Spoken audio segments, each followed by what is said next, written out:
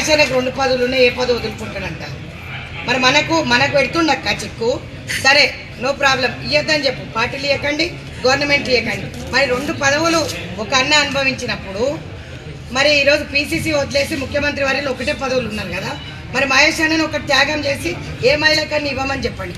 33% మహిళలని encourage చేస్తుంది సోనియా గాంధీ గారు, రాహుల్ గాంధీ గారు, ఖర్గే గారు, కేసీ వేణుగోపాల్ గారు, అల్కలమ్మ గారు. నేను ఇది మా అధ్యక్షుల దృష్టికి కూడా తీసుకెళ్ళిన. ఆమె కూడా చాలాసార్లు నాకు చెప్పడం జరిగింది, అరే రే రే రే एक औरत के लिए इतने लोग కాల్ करते సునీత జీ అంటే నిన్న మేడం మీరు నా గురించి ఇబ్బంది పడకండి, నేను లెటర్ రాసి ఇచ్చేస్తాను, నా రెసిగ్నేషన్ యాక్సెప్ట్ చేయండి అని చెప్పిన. లేదు నేను ఏదైనా మంచి పొజిషన్లో ఇవ్వమని చెప్పి సీఎం గారికి నేను చెప్పడం జరిగింది. సీఎం గారు ఖచ్చితంగా ఇస్తారంటే నేను వెయిట్ చేస్తున్నాను. ఈరోజు నా చెల్లెళ్ళందరూ కూడా వెయిట్ చేయాలని లేదు కదా. సంవత్సరంన్నర ప్రతి అన్నకు తిరిగింది. డీసీసీ లెటర్లు కావాలన్నారు, ఇచ్చినాం. కంటెస్టెడ్ ఎమ్మెల్యే లెటర్లు కావాలని రేవంత్ అని అన్నాడు, వాళ్ళే తీసుకురా మీకు పదవులు ఇస్తాను. మరి మా పేర్లు ఎందుకు వస్తలేవు? బీఆర్ఎస్ పార్టీ నుంచి వచ్చిన వాళ్ళు, బీజేపీ పార్టీ నుంచి వచ్చిన వాళ్ళు, వాళ్ళందరి పేర్లు వస్తున్నాయి. ఈరోజు వాళ్ళకు బాధ కలిగించిన సిచ్యుయేషన్. నిన్నందరూ నాతో కొట్లన్నారు, సగం మంది అధ్యక్షులు రాలే, ఎగ్జిక్యూటివ్కి రాలే. అక్క నువ్వు మాకు పదవులు ఇప్పిస్తోలే. జిల్లాకు 1 పదవి ఇచ్చినా కూడా మనం అడిగింది ఎన్ని పదవులు అక్క? 30 పదవులు అడిగినాం. ఈరోజు ఆ 30 పదవులలో ఒక్కొక్కటి జిల్లాకి ఇచ్చినా కూడా అన్న పెద్ద మనసు చేసుకున్న వాళ్ళందరితో వదిలే అక్క. మేము పీసీసీ ఉన్నప్పుడు రేవంత్ అన్నకు చేసినాం, మరి ఈరోజు బట్టన్నకు చేసినాం, బట్టన్న పాదయాత్రకు తిరిగినాం, మరి ఉత్తమన్న చెప్పిన మాటలు విన్నాం, మరి ఏదో రేవంత్ అన్న వాటి వింటున్నాం. మరి మనకి ఎందుకే రక్క? ఏదైనా సరే బయట ఉన్న వాళ్ళకి ట్యాగ్ ఉంటేనే వేస్తున్నాను. ఇంకో ప్రశ్న అడిగిన నన్ను మా చెల్లెను, ఇంకా నేను ఏం చెప్పాలో నాకు అర్థం కావట్లేదు. అక్క నా పక్కన రెడ్డి లేదు, నేను ఎస్సీని, సో నాకు ఇయ్యరా. ఎస్సీ ఎస్టీ బీసీ మైనారిటీ అందరినీ ఒకటే విధంగా చూస్తారని నువ్వు ప్రతి దగ్గర చెప్తున్నావు. మరి ఈరోజు అదే సామాజిక వర్గంలో మేము లిస్టు తీసుకొచ్చినారు, నా ముందు పెట్టి నన్ను అడుగుతున్నారు. ఈరోజు మరి సరే నేనేమన్నాను, 1 year వరకు బ్యాన్ ఉండే అని అన్నా. కంటెస్టెడ్ ఎమ్మెల్యేస్కి కంటెస్ట్ చేయడం నేరమన్నా.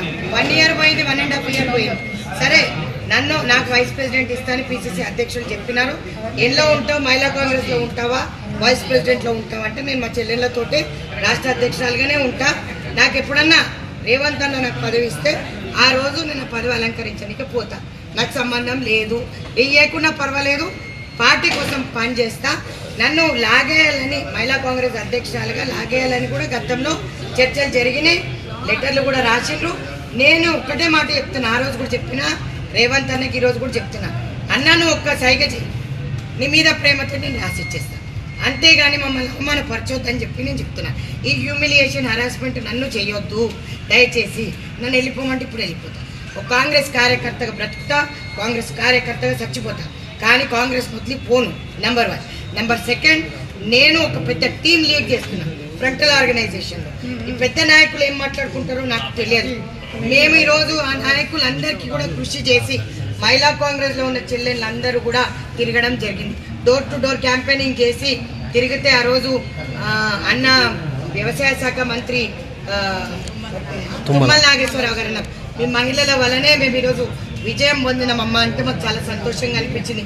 అందరూ కొలువు తీలిన ప్రభుత్వంలో అందరినీ సన్మానం చేసినాం, అందరిని అడిగినాం. ఈరోజు ప్రతి ఒక్కరు కూడా ముఖ్యమంత్రి గారు అడిగితే వెయ్యాలి. ముఖ్యమంత్రి గారికి మాకు ఇక్కడ గ్యాప్ లేదు, మరి మధ్యలో ఉన్న వాళ్ళు ఫోన్లు ఇవ్వరు. కానీ నేను ఒక్కటి ముఖ్యమంత్రి గారికి చెప్తుంది, కార్యకర్తలు బలోపేతం కావాలంటే అన్న మీరు మమ్మల్ని కలవాలి, మేము వస్తా అంటే మమ్మల్ని రానివ్వండి. అపాయింట్మెంట్ తప్పుగా పరిగణిస్తారు కాబట్టి నేను మీ అపాయింట్మెంట్ చాలాసార్లు అడగడం జరిగింది. ఇప్పుడు కూడా ఫోన్ చేసిన, నాదేమైనా తప్పు ఉంటే చెప్పండి అన్న, కానీ నా శిక్ష నా చెల్లెళ్ళకి వేయకండి దయచేసి. ఏ అన్న, ఏ ఎమ్మెల్యే అన్నా, ఏ ఎంపీ అన్నా ఈరోజు కార్యవర్గంలో కూడా ఎంపీలు ఎమ్మెల్యేలు ఏఐసిసి సెక్రటరీలకు ఇస్తుంటే వాళ్ళకి బాధ అనిపిస్తుందో అని చెప్తున్నారు. వాళ్ళకి నా దృష్టికి తీసుకొచ్చారు. ఈరోజు ఏఐసిసి సెక్రటరీలకి ఎంపీలందరికీ వాళ్ళ నియోజకవర్గంలో చూసుకోమనక్క, ఎంపీలు అయిపోయినారు, మళ్ళా వచ్చి పీసీసీ కార్యవర్గంలో కూర్చుంటే ఎందుకక్క కార్యకర్తలు లేరా అని అడుగుతున్నారు. మరి ఎవరు సమాధానం చెప్పాలి దీనికి? నేనేం సమాధానం చెప్పాలి? ఈరోజు సంవత్సరంన్నర నుంచి ఒక్క మార్కెట్ యార్డ్ కాదు కదా, ఒక చిన్న మెంబర్ కూడా మాకు వేయలేదక్క. మరి మీరు ఎవరిని అడగాలి? మేము రేవంత్ అన్న చెప్తే పని చేయలే, మహేష్ అన్న చెప్తే పని చేయలే, సునీతారావు చెప్తే పని చేసినాం. సునీతారావు కోసం ఉరికొచ్చినాం. ఈరోజు సునీతారావుని మేము నిలదీస్తున్నాం అంటున్నాం. నేను కూర్చోవాల్సి వచ్చింది, ఎందుకంటే గత్యంతరం లేదు. నేను ముఖ్యమంత్రి వర్యులకు ప్రాధేయపడి చెప్పినాను, ఈరోజు కులగణన చేసినాను, బీసీలకు పెద్దపీట వేసినామన్నా. మరి మహేష్ అన్న అదే మాట అంటలేడు కదా. మరి అదే అంటున్నాడు మహేష్ అన్న, సీఎం గారు ఏ లిస్ట్ ఇస్తే అది నేను తీసుకెళ్తా అంటున్నాడు. గవర్నమెంట్లో ఉన్న వాళ్ళు, ఇప్పుడు నా చెల్లె ఒక చెల్లె అడిగింది, గవర్నమెంట్లో ఉన్న వాళ్ళు ఏ పార్టీ పదవులలో ఉండొద్దు, పార్టీలో ఉన్న వాళ్ళు గవర్నమెంట్ పదవులు ఉండొద్దు అంటారు. మరి కరెక్టే. మరి ఈరోజు మరి అదే నేను అడుగుతానేమో నన్ను తప్పుగా పరిగణిస్తారు.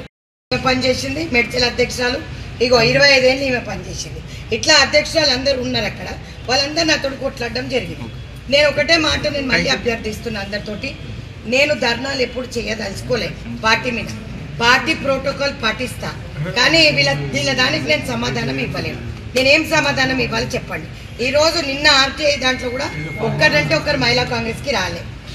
చైల్డ్ కమిషన్లో కూడా మరి ఈరోజు వాళ్ళు అడుగుతున్న ప్రశ్న ఇది నేను అడుగుతున్నది కాదు, నా చెల్లెని అడిగి.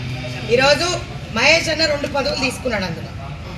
మరి ఎందుకు అన్న మహేష్ అన్న ప్రతిదానికి మన్నని పిలుస్తాడు, ఆ 2 చెల్లెళ్ళు